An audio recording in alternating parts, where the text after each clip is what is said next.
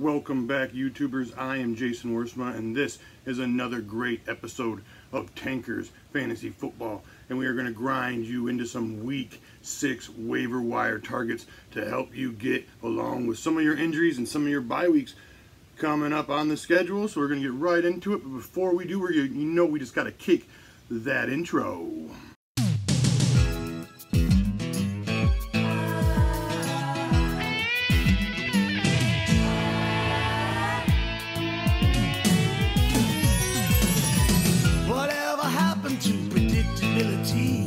The milkman, the paperboy, the evening TV.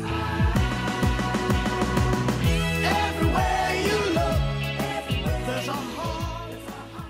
All right, we are back in that ass. We're looking at the running backs to add with this news that came out just a couple hours ago. Jay Ajayi surprisingly tore his ACL, probably played the whole second half of that game with a torn ACL, so he is done for the season. Corey Clement's been banged up for a couple weeks. Darren Sproles hasn't even suited up since week 1, so it's kind of leaning toward a Wendell Smallwood, very sexy waiver wire ad. If he is still out there on your waivers, he has done a lot with minimal touches these last 2 weeks. Got his ass in the end zone in week 5 on like a running back circle route out there out of the backfield. Got his ass in the end zone. So if his usage is getting an uptick, if he's going to start getting 12 touches a game, I think this guy could be an easy flex play for you moving forward. Alfred Morris, Matt Breida's looking like he has a mid to high ankle sprain is what they're saying. So Alfred Morris isn't somebody I'm really excited about or looking to blow like a top waiver wire bid on. But for the next couple weeks, you could see an uptick in workload along with Kyle Juszczyk. Juszczyk will probably see a couple more dump-offs per game with Alfred Morris not being really a pass-catching back. Breida's out, so Kyle Juszczyk could see a lot more targets in these weeks. So if you're in a full PPR, he could, desperation play Kyle Juszczyk out there. All right, some Ronald Jones. The Bucs just got their bye. I think coming out of the bye, he's probably going to be plugged into this offense a little more than we're used to, and if he can turn that into yards and production, we could be looking at a flex play in the next few weeks. I don't think you can pick this guy up and start him right off the bat. I think he's a definite wait and see, but if he is out there, definitely give him a look. All right, Mike Davis. Even with Chris Carson out there grinding, getting the 100 yards, Mike Davis found his ass in the end zone.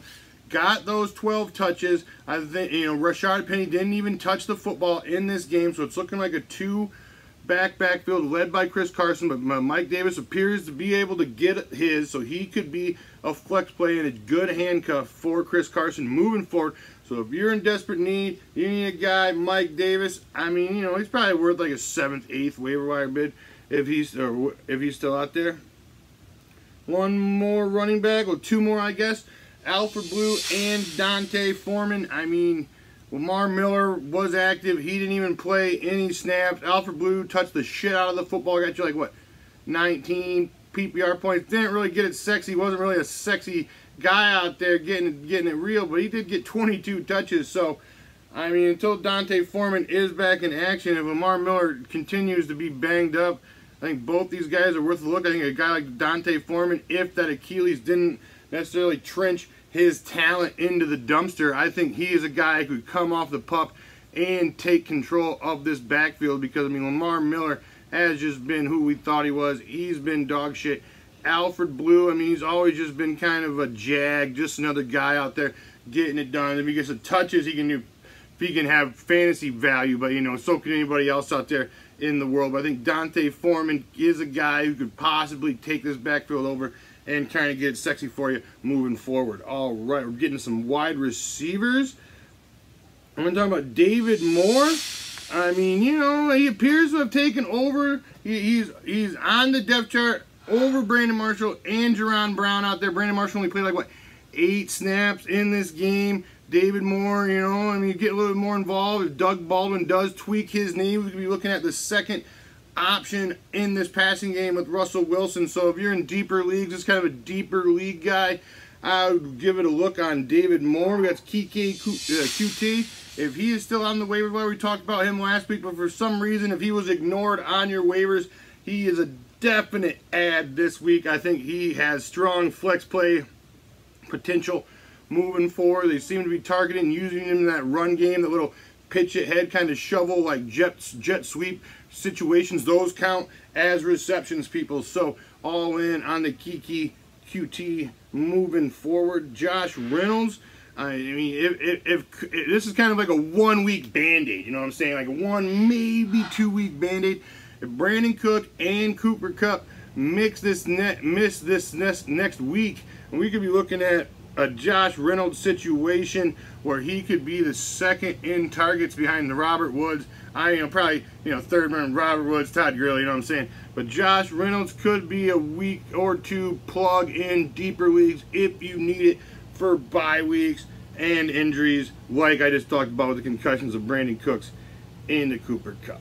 All right, Christian Kirk, if he is somehow still in your bye weeks, we've been, pounding this guy for the last couple of weeks out there. He finally went out there and got it sexy with the Rosen one, and I think that is continue. I think he is going to continue to be Rosen's top option moving forward. Solid wide receiver 3 moving forward in my eyes. So if he is still on your waiver wires, people, I would go out there and give Christian Kirk a look. All right, we got a couple more wide receivers. Marquez Valdez-Scantling out there. I mean, he was an ad later in the week. That's why he wasn't on my waiver wire video last week with the Geronimo Allison missing and Randall Cobb being down. This guy went out there, saw some work, got you 19 full-point PPR points, found his ass in the end zone, got like 7 for 60 and a touchdown, or 6 for 70 and a touchdown, whatever. Flop those back and forth. One of those two things happened. And I think if Geronimo Allison and Randall Cobb do continue to find it hard to get their asses on the field, I think this guy is maybe wide receiver 3, wide receiver 4 looking moving forward. Maybe kind of a band-aid play like we were talking about with these last couple guys. But I think, definitely work a speculation ad, especially in your deeper leagues. All right. Robbie Anderson from the depths of the sea. Back to the mic. Robbie Anderson was dead and gone. People are giving him all hopes. Weeks 1, he got that 1 reception, got you in the end zone, glimmer of hope. But weeks 2, 3, and 4, he went actually just shit the bed, just pooed all over the bed, and you laid in it, and you smothered it all in your face. But apparently, he is back up in that ass. Apparently, Quincy Nunwa is having a little hand problem. He went out there and got you fucking 0 fantasy points, did Quincy and Nunwa. And I know Sam Darnold only had like 5 completions at the point when Robbie Anderson had his 3 receptions for 120 yards and 2 touchdowns. But if he is getting confident, he is going to summon this. He is going to be Josh McCown reincarnated and just be willing to clang it and bang it downfield. He has got one of the top shelf deep threats in the league in Robbie Anderson. So if we're looking at this, is more of a standard play, maybe a half-point play. I don't know if he's gonna, be consistent moving forward. But I mean, this guy has been dropped in your leagues, and he has been. I even dropped him in one league. Gave up complete hope on him out there. I mean, this might be still a flash in the pan. He might die for 2 or 3 more weeks, and then boom, back up in that ass with the resurrection, which is not really something you look for in fantasy plays. I'm saying pick this guy up, put him on your bench. If he somehow does get, keeps getting 5-6 targets a game, definitely worth a flex play moving forward with his deep play potential out there. All right, we got one quarterback,